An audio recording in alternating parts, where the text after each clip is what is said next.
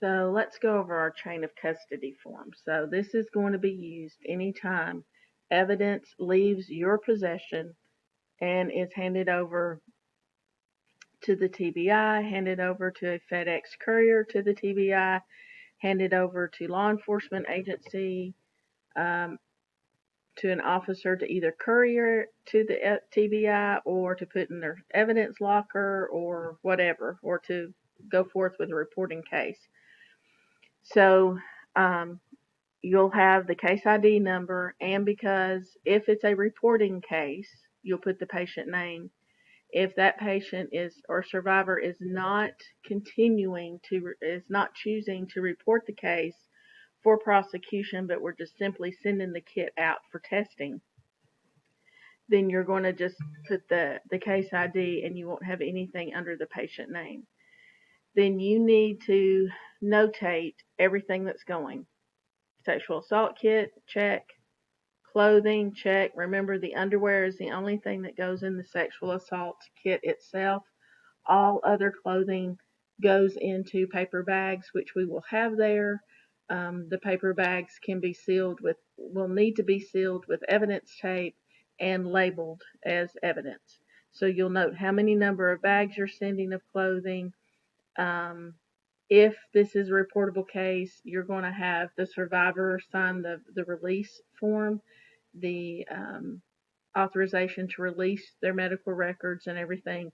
And then you would send your forensic records number of pages. This will be different than the narrative that you print out or copy and you fold up and put into your sexual assault kit, okay? If you make copies of any pictures you take, either digital photos and you put the number of photos there and you mark that, or you burn a disc, then you mark that. For every time this evidence that's noted here in all these boxes changes hands, this is the trail, right? You're just making a trail where anybody could pull this piece of paper and know at any time in whose possession that evidence was in. For example, if I am sending a kit with a law enforcement officer, whether it's to the TBI or whether it's to their evidence storage or whatever, the date that I'm going to hand this off, I put the date and time it's going to leave my possession. So this is not something that you would want to necessarily do ahead of time, okay? Say I call for, hey, I've got a kit I need you to come pick up. So I call them at 9 a.m. in the morning. They're not going to be able to have an officer to me till 1 p.m.